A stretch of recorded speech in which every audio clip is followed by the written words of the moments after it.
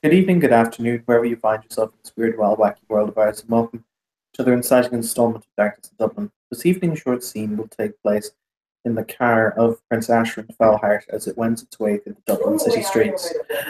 In the car, he has the guest whom he has just offered the boon of squirehood to, in exchange for the protection of House Baylor and the great kingdom of the north, in the charges that he will no doubt face for certain infractions as it pertains to the escheat.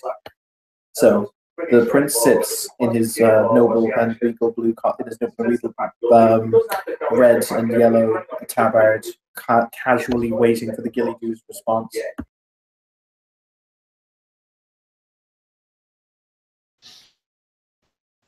After a few moments of quiet contemplation, Crib will, with his two colored eyes, look over.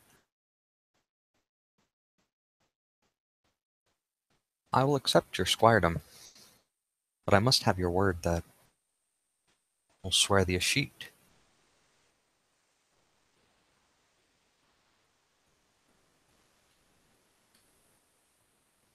The prince will quirk an eyebrow and he will say, "Of course. After all, we must do these things by the book, as it were, in the grand metaphysical sense." Indeed, must make sure everything goes by the book. Fair and proper. One assumes that you were satisfied with the offerings you were given once they were given. I am. However, does it not devalue them, the fact that they were given to you by another changeling as opposed to those whom may have been given their word and have past long since forgotten to give them?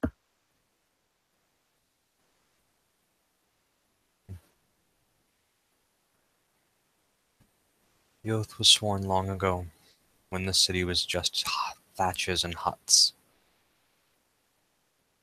So, it was with the residents of the city. Not many people remember in the oaths. Few old grandparents still remember the ways and they leave offerings, but mortals age so quickly. They age so rapidly, and they think themselves immortal, but they aren't. They never properly give themselves time to teach the younger ones. I suspect the ones who remembered have either died or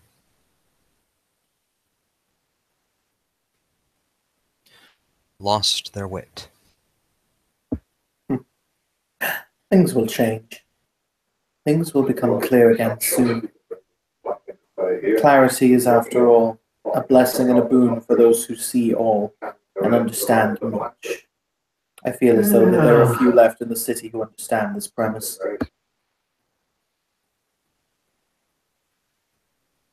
I agree. There are those who forget their ways. There are those who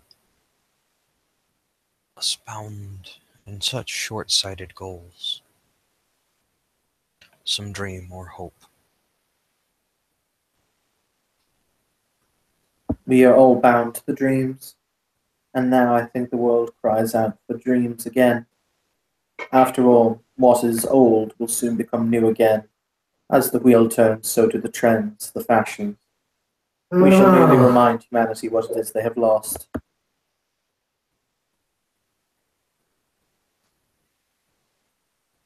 Indeed. And hopefully it'll all start soon enough. I don't want another year next year like this year. Bounties are slim. Families are dying. Children are moving. He will say, he will look up at the gas driving the car, and he'll say, "Pull in, find somewhere suitable." She'll probably, just nod, the whole "yes, my lord," kind of as the car pulls in, and he'll say, "It would not do to induct someone to squiredom in the back seat of a car."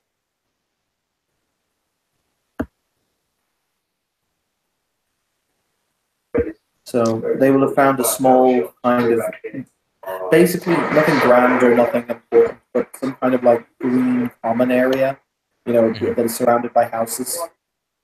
And Ashram will step out of the car. And Grib will get out, duck his head under the, and as he moves, he leaves in the chimerical reality that surrounds them. Blooming flowers that fade into just sort of mist after a few moments. He will say, in that case, we shall do the formalities. Take a knee. Crib will kneel in front of Ashram. Ashram will place the palm of his hand on your head, so kind of making sure he's not mussing the crown of leaves that you're wearing. And which tradition goes first? Is the oath of the Yeshit or the oath of loyalty? They're sworn so closely together. One is usually given right after the other. And either way.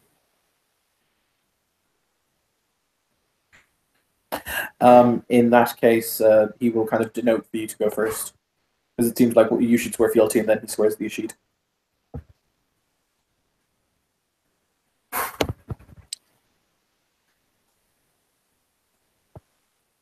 In the name of the dreaming, I swear loyalty to you, my lord Ashran Felhart at Baelor. As the moon rises, rules the tide, as the rain refreshes the grass, as the sun imparts life to all, so your will becomes my desire. As you command, I will obey. As you request, I will comply. May my service always please, and may my eyes lose sight if I invoke your wrath.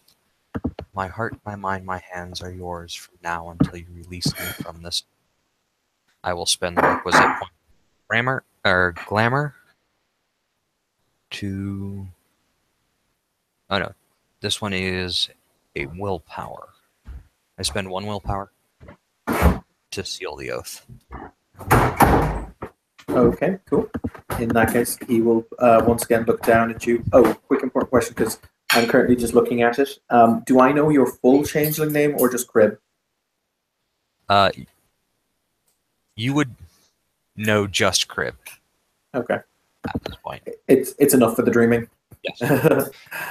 In the name of the dreaming, I take you, Crib, as my vassal. As the stones and the trees and the grass belong to the earth, so do you belong to me.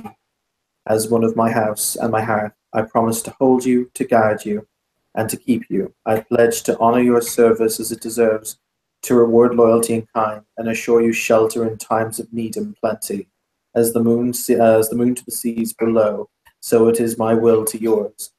With these words, I pledge the Yeshit to you. And he will spend the requisite... One moment. That one is glamour. He will spend the requisite glamour. And then you then get a chimerical gold coin stamped with your visage in your hand. Excellent. Do I traditionally give you this coin? I believe I do. Yes. In that case, he will place the coin into the palm of your hand. I will take the coin. And I will willingly accept the coin, and he will place it in his crown for the moment. I believe we use a system in this game where you wear I believe, I'll check with Kim, where you know how when you're a noble, the dreaming manifests you a circlet? Mm-hmm. I believe we use the system where the dreaming, if you're a squire or a knight, manifests you a sash. I believe the sash is red and the knight sash is white, but I'll check with Kim. In the event it does, he will manifest a sash. If not, just forget what I've just been yammering on. I will manifest the appropriate manifestation. These are the correct words. He'll smile and he'll say, in that case, arise, Squire Crib. And he will stand. His The coloring and the of the plants that make up his Feymane will shift ever so slightly. They will more reflect the colors of House Baelor, but also they will begin to manifest the greens and silvers of House Darwan. He will nod and he will say, "Very good. I will speak to the representatives of the House of the Cauldron Keepers and see to it that they understand that they have a new member. However, remember that you've sworn the oath of Ashit to House Baelor and the loyalty that you place to the house, even though it is not your own." He nods. And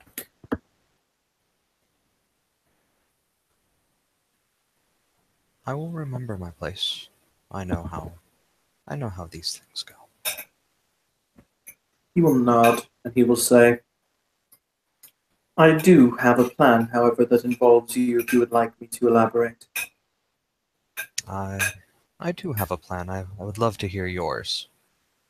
He'll smile and he'll say, "Even now, my men and I have identified the place in the city where we will be calling home for the time being. It is my intention to build there a new marketplace, and I will call it the Night Market. I will need an enterprising fellow to help me oversee it. And after all, if nothing else, House Danan are known to keep well the hearth, as it were." Indeed. I do have plans. My plans were more political in regards to the baroness of these lands, the supposed Shadow Court member. And what do you believe would be the correct step forward as it pertains her? At this point, I'm curious, as she is unseelie and suspected member of the Shadow Court, how she is going to take to members who live and regularly visit her barony,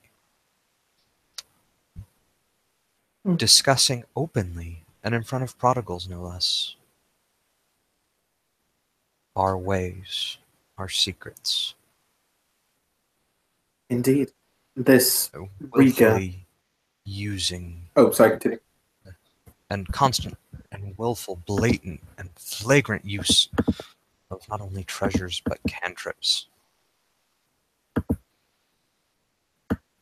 And very blatantly. Ashran will at this point quirk an eyebrow and he will say, "I was merely informed by a text message from my troll servant, Tane, that there had been breaches of the Ashit, but I was not really informed as to the nature or gravity thereof. Can you please be more exact as to the nature of what occurred?"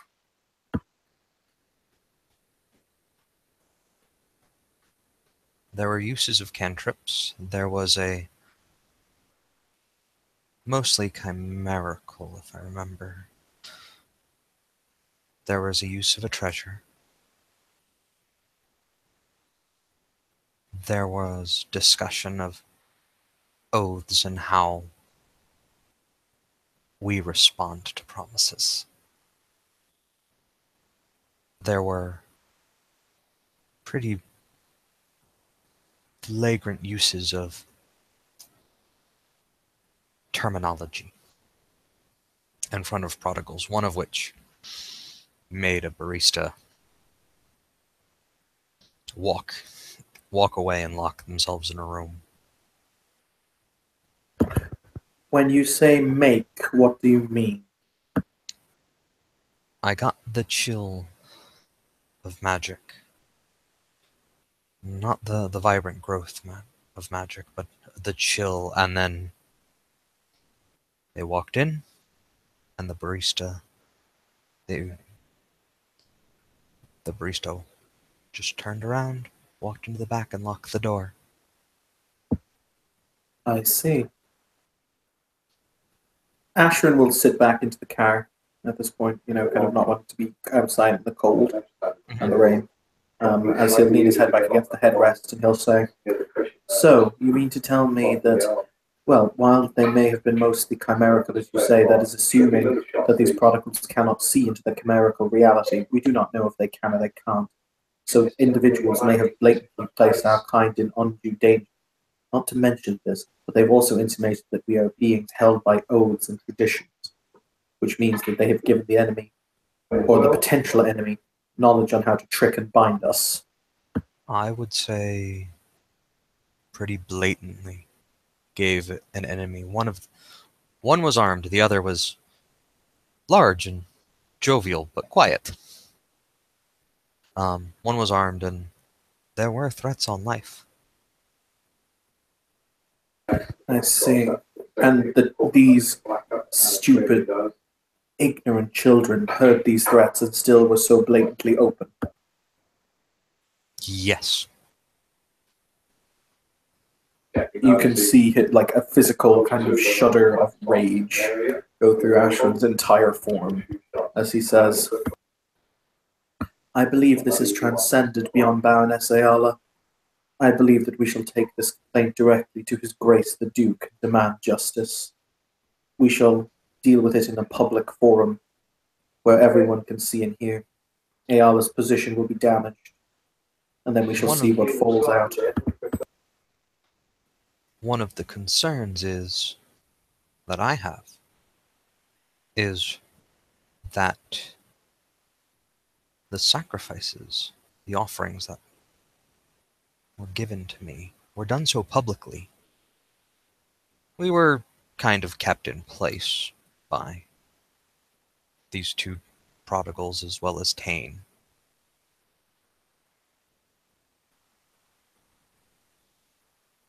Did the prodigals physically keep you there? There was threats of violence if we attempted to leave. One of them armed. And yet you outnumbered them.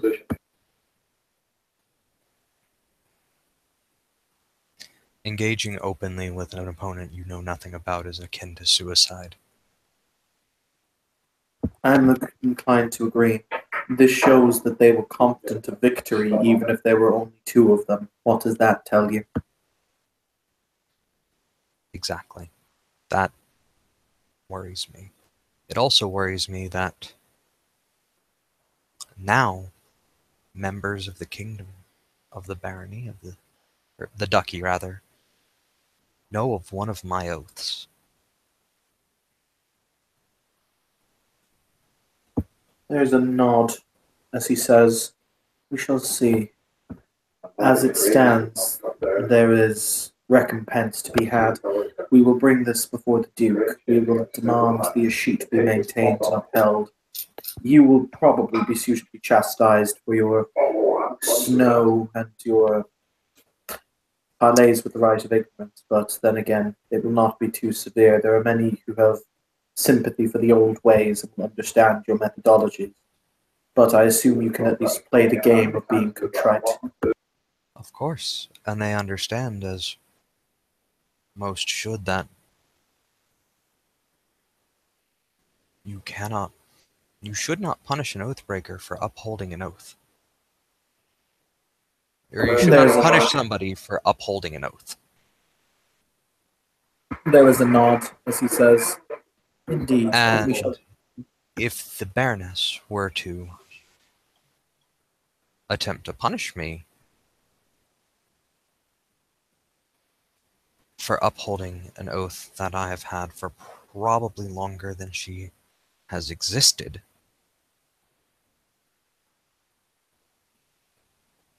it could be seen as a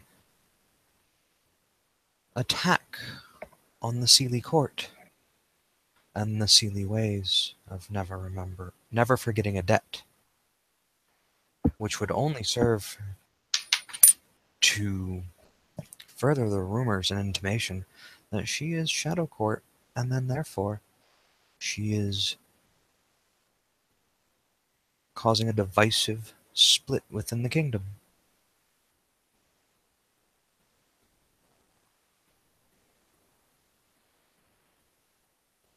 He will nod and he will say, "Very well then. For the time being, it would be wise if you return to the ducal freehold with me, just so until we have straightened this matter out. I will make sure that there is no attempts made on your safety, etc., and it will be easier there than anywhere else, as I would not wish Baroness Ayala to wish to extend claws before evidence can be given before the ducal court." I do have a freehold, and it is hidden, and I am safe.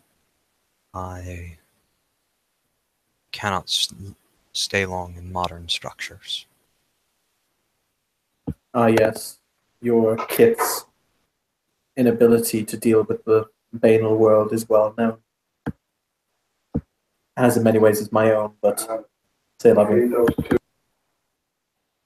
We all, every kith has their frailty, but I have,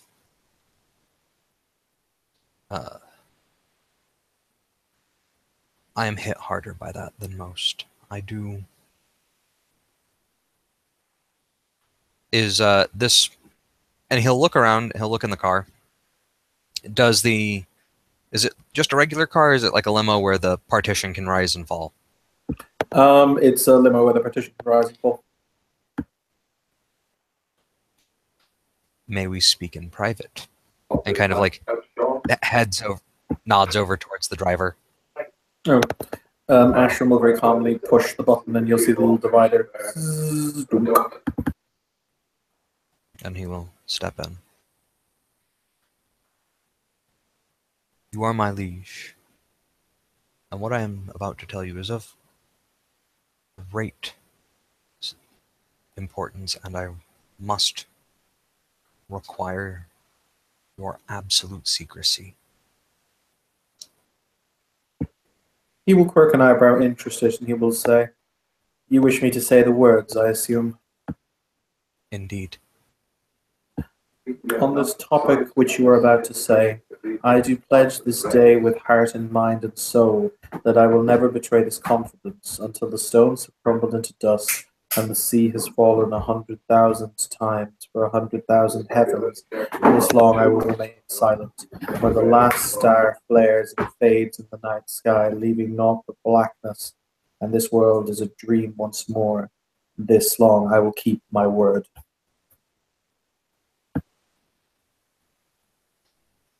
And he'll spend a point of it second. I have a personal freehold. It's hidden between here and Swords. It is where I live. I have shaped it. It is hidden underground by a river. I cannot stay more than one night in a modern structure, lest banality set in. There is a nod as he says, "Very well then. We shall see to it that you are brought to a safe distance where it is an easy walk to your home. I will not inform my driver of the reason. We shall merely bring you to a place and let you out. And we shall then keep in contact, and when I have arranged the date for the ducal meeting, we shall let you know." Indeed, I will. And when you have appropriate time and appropriate secrecy,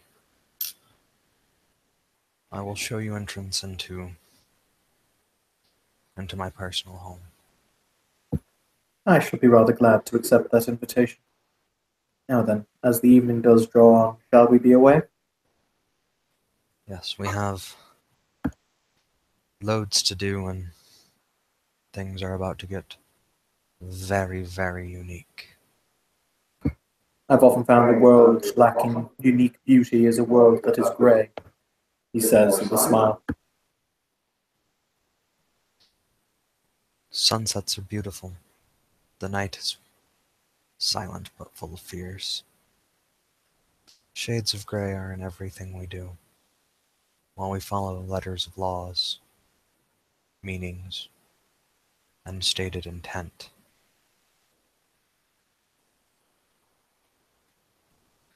And on that note, we shall end the scene. Thank you, players, for playing. Thank you, watchers, for watching. This has been another scene in Darkness in Dublin. We hope you have a pleasant evening.